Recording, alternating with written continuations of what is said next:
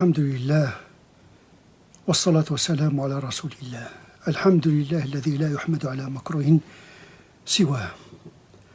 Nous entamons la troisième semaine du confinement. Nous sommes le vendredi. Nous sommes empêchés par cette catastrophe sanitaire d'effectuer la prière du vendredi. Et à défaut du sermon du vendredi, le khutbah, nous proposons ici quelques réflexions autour de cet événement, l'épidémie du Covid-19. C'est un moment d'interrogation, car ce type d'événement nous interpelle. Il brutalise notre conscience émoussée par l'habitude. Et donc, en tant que croyants, nous sommes invités à réfléchir sur cet événement. C'est un moment de réflexion, de solidarité, de patience. C'est un moment de méditation sur nos textes, puisque, en dernière analyse, le musulman, quand il est devant une problématique, il consulte la lumière de la révélation, mais à la lumière de la réalité. La réalité nous renvoie à la révélation, mais également la révélation nous éclaire sur le sens métaphysique et pratique pour faire face à cette réalité. Ici, je vais vous proposer deux textes. En général, c'est le commentaire qui a toujours sauvé les textes. التأويل يحفظ النصوص. De toute l'histoire, et à travers toute l'histoire de l'islam, c'est l'interprétation qui a fait autorité. C'est grâce à l'intelligence des savants qui proposent un sens extrait des références, parce que on peut trouver dans les textes des enseignements qui pourraient nous paraître en première analyse comme contradictoires. Et donc l'interprétation permet de synthétiser, d'extraire un sens plus ou moins cohérent. Bien sûr, il y a toujours la tentation d'éliminer un texte parce qu'il n'entre pas dans la logique de la raison. Ce serait une erreur parce qu'on pourrait se priver des lumières des textes. Cependant, il y a des textes qui sont franchement problématiques, même pour les savants. Il arrive à ce qu'on met de côté des textes parce qu'ils heurtent frontalement la raison. Mais l'immense majorité des textes sont interprétables. L'authentification des textes est déterminée par la chaîne de la transmission, mais également déterminée par l'énoncé, le matn. Et donc le matn est un critère de validation et d'invalidité d'un texte. Ce ne sera pas le cas ici pour les hadiths qu'on va aborder et qui paraissent de prime abord comme contradictoires. D'abord, le premier hadith stipule qu'il n'y a pas de contagion, il n'y a pas de contamination. La adwa wa la tira wa yu'jibuni al-fa'l, a dit le prophète sallallahu alayhi wa sallam. Pas de contamination, pas de contagion, pas de superstition, c'est-à-dire que la contamination peut relever d'une vision superstitieuse de la maladie.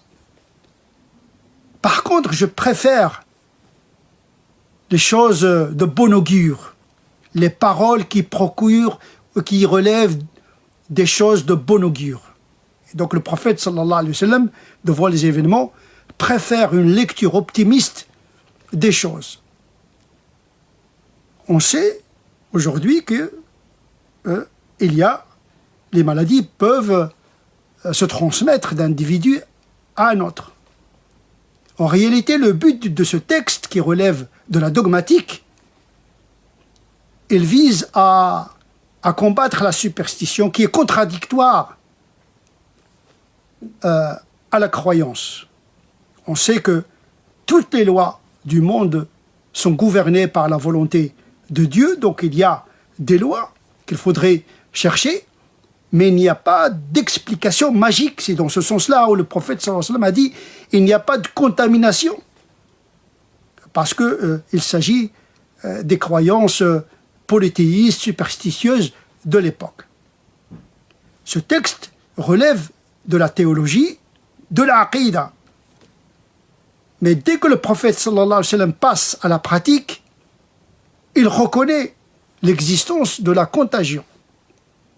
D'ailleurs, il propose le confinement pour répondre à l'épidémie, comme il est rapporté par Bukhari et Muslim.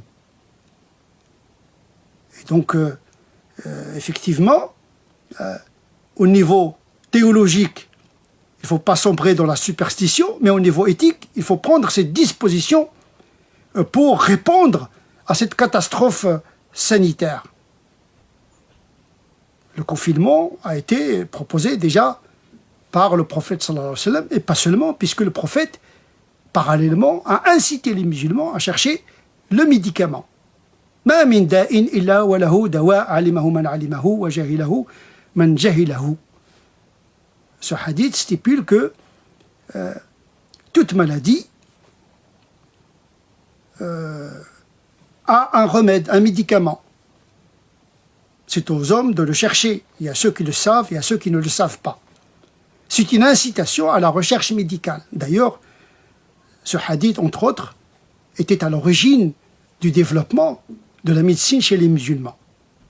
Revenons à la question de la adwa. Le premier texte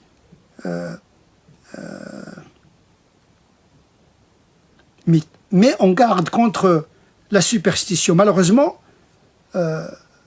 c'est dans ce piège où sont tombés un certain nombre de prédicateurs en considérant que la adwa, que l'épidémie est un châtiment. Nous avons abordé déjà dans la dernière causerie qu'il ne faudrait pas confondre les deux notions, l'iqab et le adhab. En effet, Muslim, il rapporte que l'épidémie est un adhab. Certains l'interprètent comme un châtiment. Or, nous l'avons souligné, tout malheur n'est pas châtiment, mais tout châtiment est un malheur. ليس كل عذاب عقاب ولكن كل عقاب عذاب. Nous avons une variante de Muslim où il souligne que effectivement l'épidémie est une épreuve. At-ta'oun, le prophète sallallahu alayhi wa sallam a dit, la peste est un malheur qui est une épreuve pour des gens. Et donc il s'agit d'une épreuve. Donc le texte explique le texte. Dans un texte de Muslim, il parle de l'adab, expliqué par une autre variante de Muslim, qui explique que ce adab signifie l'épreuve. En effet, toutes les catastrophes, toutes les conditions humaines, leur explication réside dans une clé de lecture qui s'appelle l'épreuve. L'épreuve, c'est la clé de lecture qui nous permet d'interpréter le bonheur comme le malheur, d'ailleurs, parce que dans le Coran, l'épreuve n'est pas uniquement une question de malheur et de calamité, mais également de prospérité. Ash-sharr wal khair souligne un verset, le bonheur et le malheur, le bien et le mal sont des épreuves. Et donc ce sont des épreuves, mais des épreuves que l'on peut changer, que l'on peut traverser avec victoire, par le confinement concernant l'épidémie, mais également par la recherche scientifique qui nous permet de trouver un remède. Et donc l'épreuve, comme tout destin, est soumis à la transformation humaine.